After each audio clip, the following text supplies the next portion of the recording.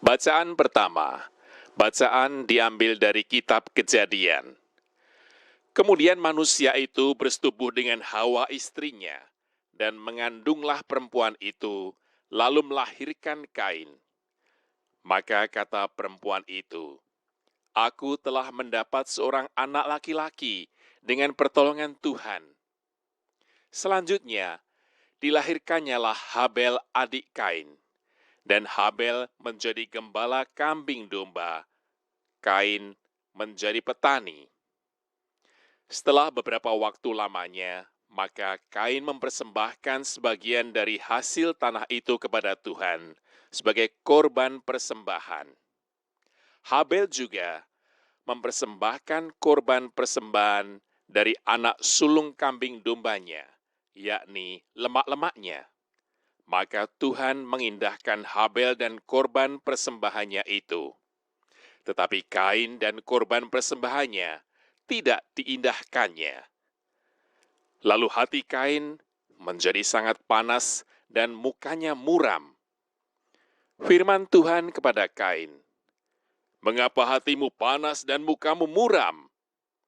Apakah mukamu tidak akan berseri jika engkau berbuat baik? Tetapi jika engkau tidak berbuat baik, dosa sudah mengintip di depan pintu. Ia sangat menggoda engkau, tetapi engkau harus berkuasa atasnya." Kata Kain kepada Habel adiknya, "Marilah kita pergi ke padang." Ketika mereka ada di padang, tiba-tiba Kain memukul Habel adiknya itu, lalu membunuh dia. Firman Tuhan kepada Kain, "Di mana Habel adikmu itu?" Jawabnya, "Aku tidak tahu. Apakah aku penjaga adikku?" Firman-Nya, "Apakah yang telah kau perbuat ini?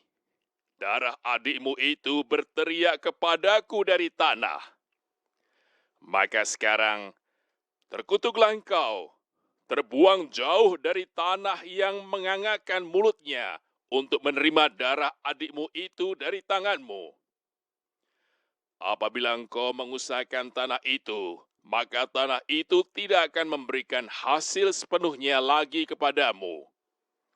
Engkau menjadi seorang pelarian dan pengembara di bumi." Kata Kain kepada Tuhan, "Hukumanku itu lebih besar daripada yang dapat kutanggung.